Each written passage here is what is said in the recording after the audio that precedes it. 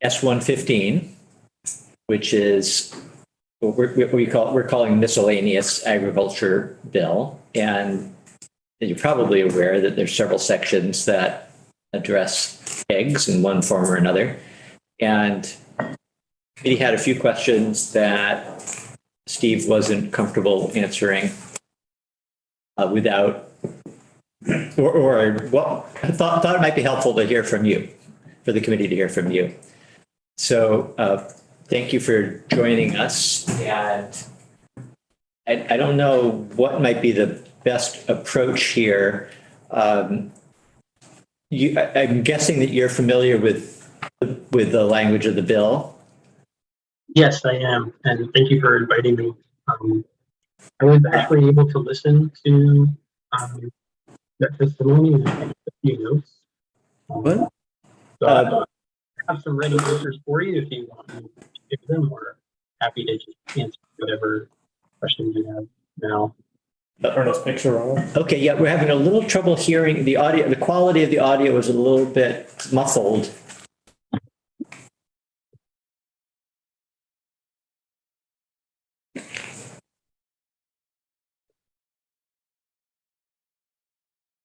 How is this audio? Is this any better? It's a yes, yeah. Okay, it was connecting to a different audio source, so apologies for that. That's fine. Well, let me first say welcome. We'll go around quickly around the room and introduce ourselves, and then ask you if you've got any comments that you want to share to start after having heard the testimony. That would be good, and then we can follow up with questions. I'm David Durfee, chair of the committee. I am from Bennington County. I represent Shaftesbury, Glastonbury, and Sunderland. Rodney Graham, I represent down in Chelsea. I'm Charles Wilson, Caledonia 3, Linden, Sheffield, Wheelock, Sutton, and Newark. I'm David Templeman, Orleans 3, Barton, Brownington, and Westmore. I'm Josie Levitt, Grandal Chittenden, all of Grandal County, and West Milton. Hi, Grice, Bennington, Rutland District, towns of Danby, Dorset, Landgrove, Mount Tabor, and Peru.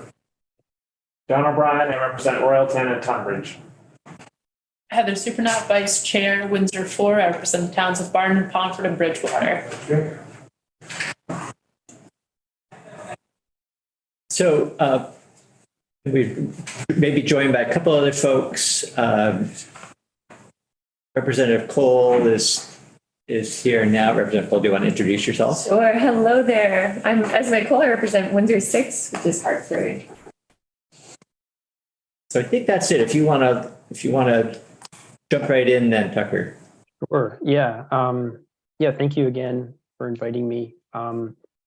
So I am primarily doing field-based inspections for Food Safety Consumer Protection Division, and eggs is one of the commodities that I inspect and field questions on. So I was able to listen to your testimony the other day, and I took a few notes for some of the questions that I think that Steve would look to me for some more input on. And if you'd like, I can just touch on those quickly. Would that be helpful? I think so. Yeah. Yep. That would be great. And just in your own voice, introduce yourself for the record too, please. Oh, sorry. Yes. My name is Tucker Diego with the Vermont Agency of Agriculture. Great.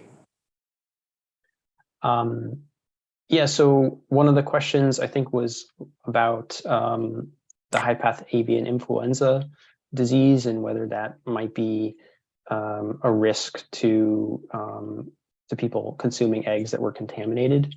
And I did some research on that, and it looks like FDA and USDA did a risk assessment on that specific issue and determined that the risk is very low. That's good news. I had some notes. There were some questions around the grade standards and which grades exist. There are 3 main grades, egg grades in Vermont: AA, A, and B. And those standards are based on quality. and the standards are generally consistent with USDA egg standards, but these standards are actually it's Vermont standards, so they are independent but consistent with USDA. And the tolerances for the quality are actually in rules. So there's a fresh egg regulation or rule that sets those tolerances. So usually the main method for determining quality is using the candling method, which I think you touched on last time. And the general advice that I give to producers is that if their eggs are visually clean, freshly collected, and they're not abnormal or visibly cracked, then they'll likely meet grade A standards and they can sell them as grade A. But to do the formal quality check, you would do the candling technique.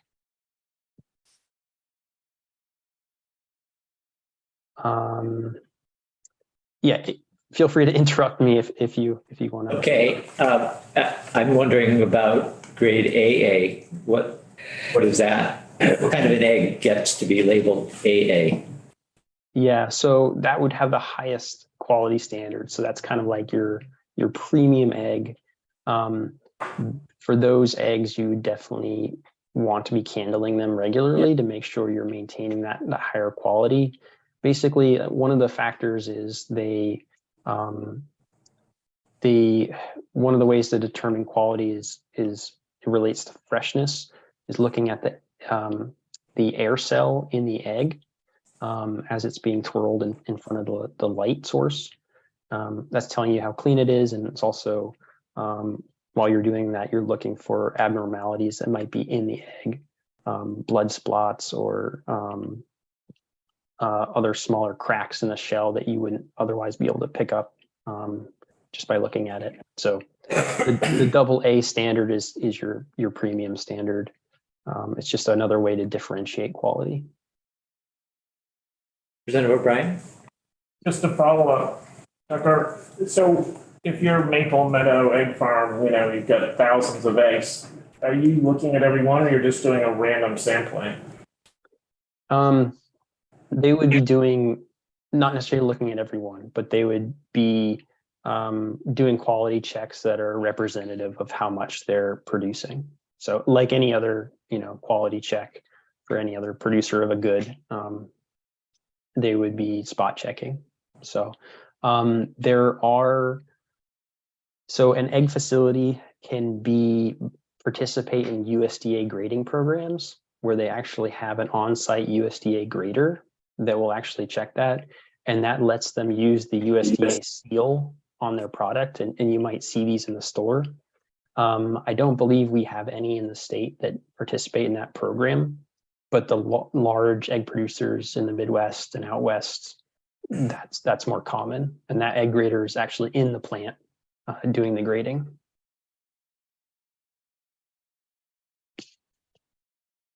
Representative Rice? We had some questions about whether is all of this specific to chicken eggs? Does it include duck eggs? And then also does it affect eggs beyond poultry? Yeah, so I am almost sure that it's only domesticated chicken eggs. I think Steve shared some of the language in the statute before, but in terms of the history of the agency's approach, it has been only chicken eggs. So we haven't gotten involved in any other eggs.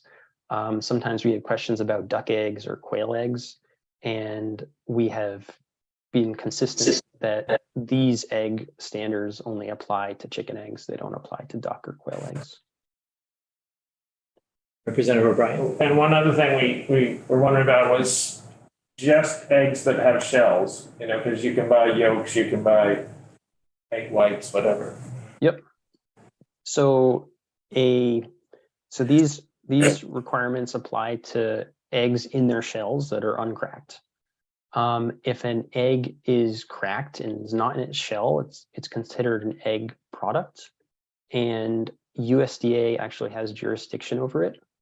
On the federal level, it's kind of weird, but FDA has regulation over shell eggs, and USDA has regulation over egg products. So that's how they split that on a federal level. And on the state level, we're only looking at shell eggs. So there would be nothing, sorry. Yes. So if you were selling your egg yolks in a carton in a pourable carton in the grocery store, you could label them strictly fresh, guaranteed today's. There's nothing Vermont state law prohibiting. It would probably be a product that would be reviewed by the Department of Health and their food manufacturing program. So if these set of regulations would not apply to that product, I don't know if there are any restrictions on calling that egg yolk fresh. I'm not aware of any, but I don't know. Representative Levitt. Just to close the loop on it, pickled eggs in a bottle at a bar, that came up. Yep. Not under your jurisdiction because they're shell. Yes, so they are, they're not under our jurisdiction. Again, that would be the health department's. Basically, they're a processed food because there's been pickling, and they're not in the shell, but they've been processed. Okay.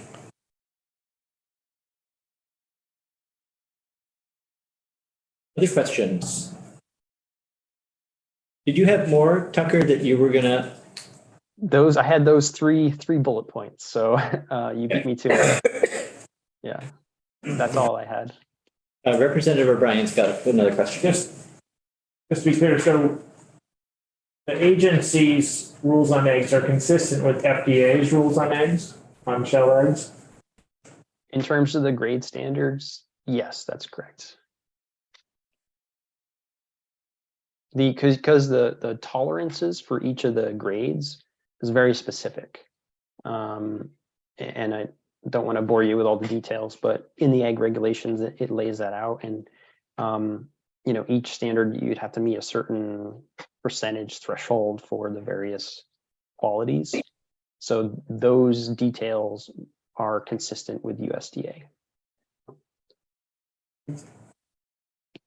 Just was looking through my notes, and Representative Pearl, who's not here today, had asked a question last week about essentially about reusing cartons. Okay. So I was reminded over the weekend, a friend brought me some eggs in a carton, and it said grade A on it. And I think the question was last week was maybe not that situation, but at like a farmer's market. And I know just in our town, egg cartons recirculate, and I think they do probably just about everywhere. Does that raise any concerns? And maybe this is more a question for the lawyers in the room, but from a practical matter, are you dealing with that at all at farmers markets or other places? Yeah, that's a good point. We do not, so you're allowed to reuse curtains. If you're going to reuse curtains, they have to be structurally sound, visibly clean, and any markings that are no longer accurate need to be either crossed out, hidden, or covered up. So it's something I field a lot of questions on that. I think, there's probably a lot of reused egg cartons that aren't following those requirements out there. But we do try and remind people whenever we come across it, and in our communication with producers. But some states don't allow you to reuse cartons, so we do, which I think is a good thing. But producers just have to remember to cover up anything that is no longer accurate. Representative O'Brien. Does this egg law cover It's eggs produced in Vermont, but they can be sold in Vermont or outside of Vermont, like that labeling follows them, and also vice versa. You know, if you're a Pete and Jerry farm across the Connecticut and Monroe and New Hampshire, and they get sold here, they have to follow these rules too. It would apply to any eggs sold in Vermont or offered for sale. So it could be New Hampshire eggs that were offered for sale in Vermont. It's that commercial piece that. Yep. Tucker, I think maybe we all have a sense, but can you just take a moment and tell us what your job entails? Maybe the egg part and other parts too. You don't sit in the office all day long, I gather. Yeah. Yep. Sure. So I'm responsible for doing routine inspections of various agricultural products. Eggs are one of them. The other two main categories include produce and maple. And those inspections, some of it involves inspections on the farm, mainly with produce farms. And the rest is inspections at retail stores.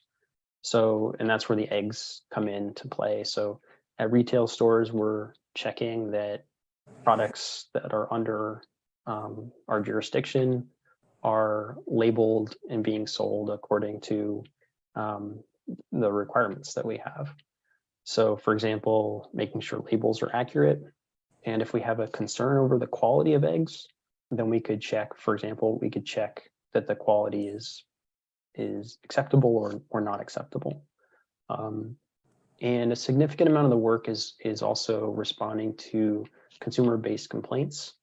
If the consumer has a complaint about a product that's related to food safety or consumer protection, then we will review that and we will, you know, if it's a valid complaint, we'll follow up and look into it. So we do have sometimes there are compliance cases that are a result of that, and we try and work with producers to educate them if they're not familiar, and to achieve voluntary compliance when there are issues. Thank you. That's helpful. Representative O'Brien? So I can't think of another sort of agricultural commercial exchange that's so small scale in a lot of ways. Like so many of us either have chickens and sell eggs to our neighbors or vice versa. And so how does the agency sort of deal with that? Because it's there are standards, there's health issues, et cetera. Yeah. So yeah, I guess the first thing is I'm the only one who's focused on eggs and actually maple products as well for the state. So I couldn't possibly, inspect every egg producer in the state. So one of the two main mechanisms, which I already mentioned, were one is doing routine inspections. So that's where we're trying to go to retail stores, and primarily those that are larger, where we would see more volume because it affects more consumers.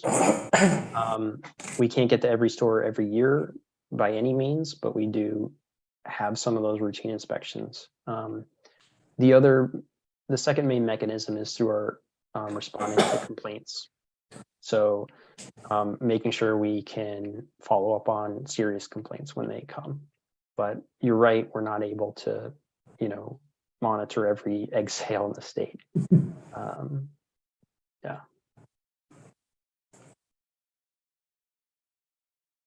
Other questions? If my neighbor sold me some eggs and I had a complaint, would I have any grounds to even complain about the quality?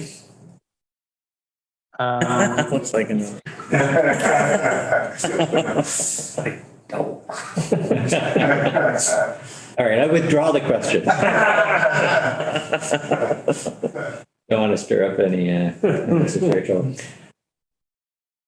Okay, I think we're out of questions, in fact, so thank you. Thanks again for joining us and for your patience earlier.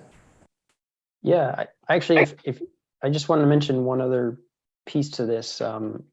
We actually produced a egg labeling guide recently, a few months ago. And that's been a pretty valuable resource for producers for sharing when we run into a producer that needs to make some changes. So I just wanted to mention that. I had forgotten to mention it earlier. And that's been a really effective tool, and it's on our website as well. So. Okay. All right, thank you. Thank you.